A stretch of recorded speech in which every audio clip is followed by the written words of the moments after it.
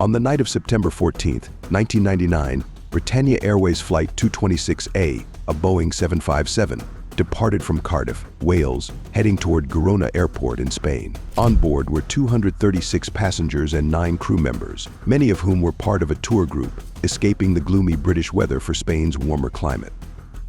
What was supposed to be a routine vacation flight soon turned into a harrowing ordeal as the plane faced a series of cascading technical and human errors that culminated in disaster. As the flight neared Spain, the crew received warnings about stormy weather around Girona Airport. Thunderstorms loomed to the southwest of the airport, bringing with them turbulence and heavy rainfall. The aircraft, a 7-year-old Boeing 757, was considered reliable, but the weather posed a significant challenge.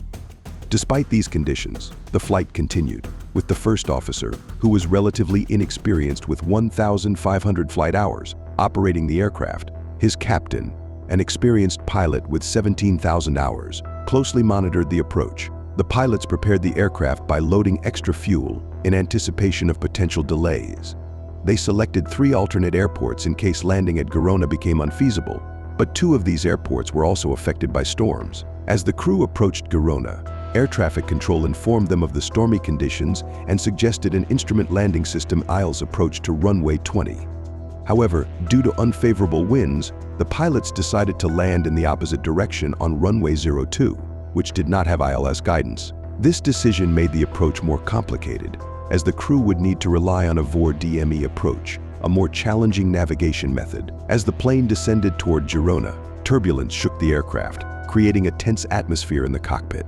During the descent, a lightning strike hit the left side of the aircraft, but no visible damage was detected, and the crew decided to continue.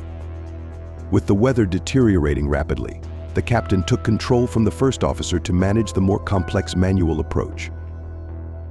The turbulence intensified, and in the midst of the preparation, the captain inadvertently left the speed brakes extended for nearly 14 minutes. This oversight caused the engines to work harder, consuming an extra 400 kilograms of fuel. The depletion of fuel further limited their options, heightening the pressure to land successfully at Girona. As the crew neared the airport, they began receiving wind updates from air traffic control, indicating that the wind direction had shifted. A tailwind of 12 knots was now pushing the plane from behind, making landing on the wet runway even more dangerous. The captain decided to abort the landing and circle back to attempt an approach from the opposite direction. The pilots climbed the aircraft back to 5,000 feet and prepared for a second landing attempt on runway 20. They knew that if this attempt failed, they would have to divert to Barcelona. However, the crew soon realized that they did not have enough fuel to meet their airline's minimum landing requirements for diversion. The pressure to land at Girona increased, knowing that failure would not only endanger the passengers but also require them to explain why they landed in Barcelona with insufficient fuel. As they began their second approach, the storm continued to batter the aircraft, and the captain lost his approach charts, which were knocked from the control column by the turbulence.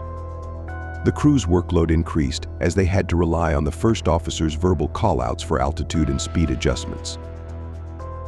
At last, the runway lights came into view, but just as the aircraft was about to land, the captain noticed that the aircraft was too high. In an attempt to correct the altitude, he pushed the nose down, but when he looked up from his instruments, all he saw was blackness. Suddenly, the aircraft's ground proximity warning system alerted the crew with a sink rate warning, signaling that they were descending too quickly. Before the captain could react, the aircraft slammed into the runway nose first, bounced into the air, and crashed back down again with even more force. This second impact caused the nose gear to collapse, forcing it into the electronics bay beneath the cockpit. The collapse of the nose gear severed several critical electrical systems, instantly disabling the instruments, lights, auto brakes, and thrust reversers. The pilots were left in complete darkness and with no control over the engines. Making matters worse, the nose gear also severed 2 of the 4 engine control cables, the 2 responsible for reducing thrust. As a result, the engine spooled up to full power, propelling the aircraft uncontrollably down the runway. With no electrical power and the engines at full thrust, the aircraft slid over a kilometer down the runway. Unable to stop, it veered off into the wet grass beside the runway, becoming airborne briefly as it crossed a small hill before crashing through the airport perimeter fence. The aircraft broke into 3 sections upon impact in a nearby field, scattering debris across the muddy terrain. Inside the cabin, passengers were thrown from their seats, and overhead luggage rained down on them. Rows of seats were torn from the floor, but miraculously, most passengers survived the impact. The cabin crew immediately began evacuating the passengers, guiding them out into the dark, rain-soaked field. The situation at Girona Airport grew more chaotic as rescue efforts were delayed. In the control tower, the air traffic controller saw only sparks flying down the runway before losing contact with the aircraft. The airport's crash alarm system failed, leaving the controller with no way to alert emergency services. Firefighters were dispatched, but they initially searched the wrong end of the runway, wasting precious time. Meanwhile, passengers stood stranded in the muddy field, waiting for help. Some became stuck in the mud and had to be rescued by cabin crew members. After nearly 20 minutes, firefighters reached the crash site and began assisting the injured. Despite the severe impact, 44 passengers sustained injuries, but most were eventually released from the hospital. Tragically, one passenger who initially appeared to have only minor injuries later died from undetected internal trauma. The remaining passengers and crew were brought to safety after over an hour of rescue efforts. The investigation into the crash revealed several factors that contributed to the accident. The extended use of the speed brakes, combined with the pressure to land despite adverse weather, created a situation where the pilots made rushed decisions.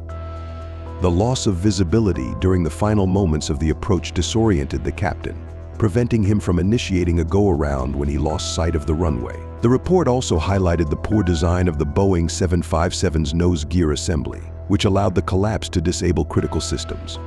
Investigators recommended that Boeing redesign the nose gear housing to prevent such failures in the future.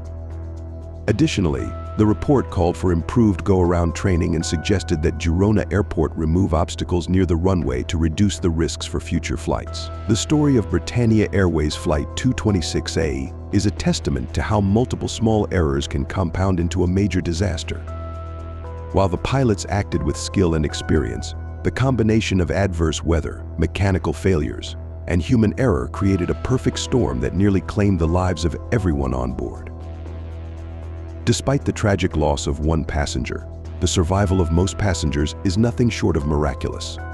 The lessons learned from this accident have since led to improvements in aircraft design and flight crew training, ensuring that similar incidents are less likely to occur in the future.